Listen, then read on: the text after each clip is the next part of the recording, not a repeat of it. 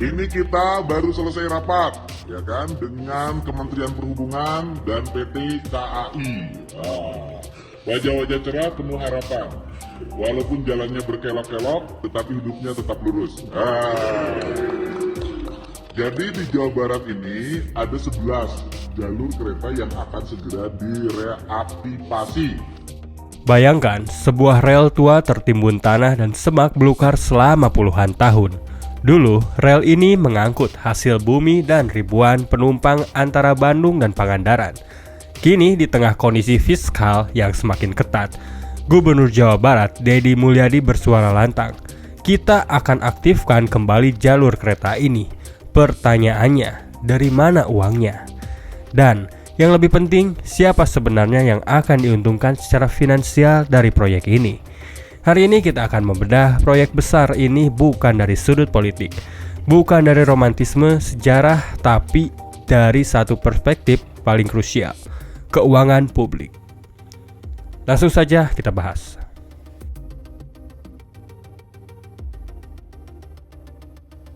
Jalur kereta Bandung-Pangandaran bukan sekedar peninggalan kolonial. Ia pernah jadi tulang punggung logistik dan mobilitas di wilayah selatan Jawa Barat. Tapi sejak tahun 1980-an, jalur ini mati total. Infrastruktur rusak, rel dicuri, stasiun jadi bangunan tak bernyawa, pemerintah pun lama menutup mata. Namun, tiba-tiba muncul rencana yang ingin menghidupkan kembali jalur ini. Dalam bahasa manajemen keuangan, aset dorman akan diaktifkan ulang. Tapi bedanya, menghidupkan rel ini bukan soal maintenance sederhana. Ini adalah proyek raksasa dengan risiko fiskal yang besar jika perhitungannya salah.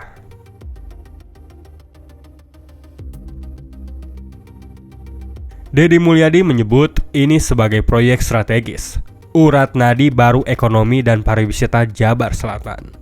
Dalam logika makroekonomi, argumen ini bisa dibenarkan infrastruktur memang memicu pertumbuhan. Tapi persoalannya apa? Ada prioritas anggaran dari return on investment. Apakah infrastruktur ini memang mendesak atau sekedar proyek legasi untuk pencitraan dan peninggalan?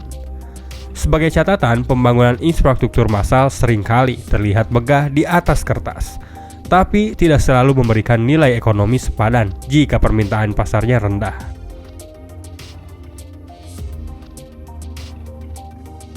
Total anggaran disebut, Ya pokoknya dengan total pembiayaan kurang lebih kalau berdasarkan data nanti kita buat DD-nya sekitar 20 triliun semuanya.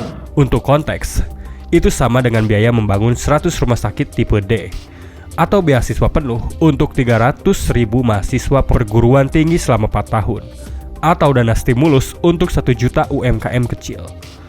Biaya tersebut mencakup pembersihan jalur, rehabilitasi jembatan dan rel, pengadaan kereta, modernisasi stasiun. Tapi satu hal yang perlu dipahami dari sudut pandang publik, APBD tetap akan menjadi tulang punggung meskipun ada skema KPBU dan kerjasama dengan PT KAI. Artinya, risiko fiskal tetap ada di pundak pemerintahan daerah.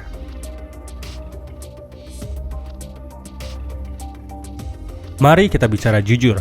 Apa saja potensi risiko fiskal dari proyek ini? Yang pertama nih, over budget. Hampir semua proyek infrastruktur besar di Indonesia mengalami pembengkakan anggaran. Dan yang kedua, biasanya delay. Reaktivitas jalur bisa memakan waktu lebih dari 5 hingga 10 tahun. Wallahu alam. Dan yang ketiga, permasalahan lahan. Banyak lahan rel yang sudah beralih fungsi jadi pemukiman. Yang keempat nih, utilisasi rendah. Risiko terbesar, kereta jadi sepi penumpang dan tak menutup biaya operasional. Jika kereta ini rugi secara operasional, siapa yang akan subsidi? Ya, pemerintah seharusnya. Dan artinya, rakyat kembali membayar lewat pajak dan potongan APBD. Inilah yang disebut ekonom sebagai ilabilitas tersembunyi sektor publik.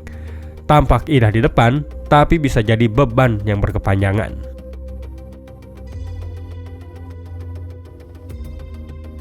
Saat ini, kondisi fiskal daerah dan nasional sedang tidak ideal. Harga bahan pokok naik, UMKM banyak yang kolaps, dana BOS dan beasiswa sering terlambat. Subsidi pupuk pun dipotong. Dalam kondisi seperti ini, proyek senilai triliunan rupiah untuk infrastruktur beresiko rendah utilisasi.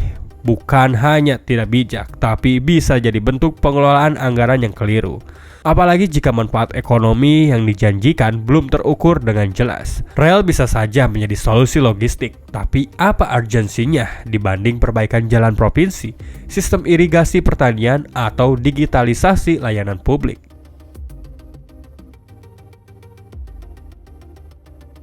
Rencananya, reaktivitas ini bukan hanya satu jalur aja, tapi ada 7 jalur sekaligus. Yang pertama nih, dari Bandung ke Pangandaran. Yang kedua, Garut ke Cikajang. Ketiga, Bogor Sukabumi ke Cianjur. Yang keempat, Bandung Ciwidey. Yang kelima, Padalarang Cipatat. Keenam, Banjar Cijulang.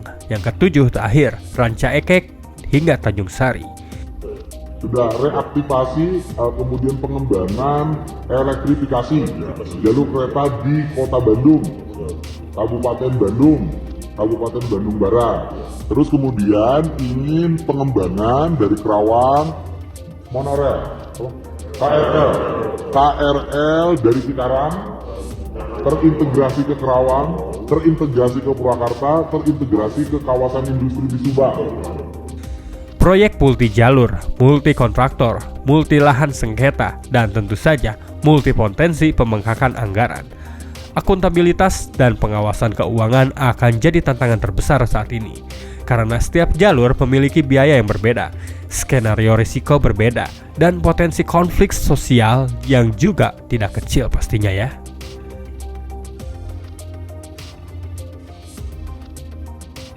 Pertanyaannya nih sekarang bukan cuma soal apakah proyek ini bisa dijalankan, tapi lebih dalam ya. Apakah proyek ini pantas dibiayai dengan uang rakyat dalam kondisi fiskal seperti sekarang? Kita boleh bermimpi besar, tapi dalam dunia keuangan semua mimpi harus punya perhitungan.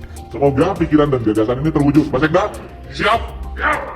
Oke, mudah-mudahan ke depan Jawa Barat terkoneksi dengan jalur kereta api melewati alam yang indah, gunung yang hijau, sawah yang terhampar luas, laut yang bergemuruh dengan ombaknya. Pokoknya 5 tahun ke depan Jawa Barat istimewa. Jangan lupa Pak, sebutin oleh Bapak Cikuda Pateh. Cikuda Pateh. Rel ini bisa jadi simbol kemajuan atau jadi lambang kegagalan fiskal jangka panjang. Deddy Mulyadi mungkin mencatat sejarah, tapi sejarah keuangan akan mencatat siapa yang mengambil risiko dan siapa yang akhirnya membayar mahal karena keputusan hari ini. Terima kasih sudah menonton.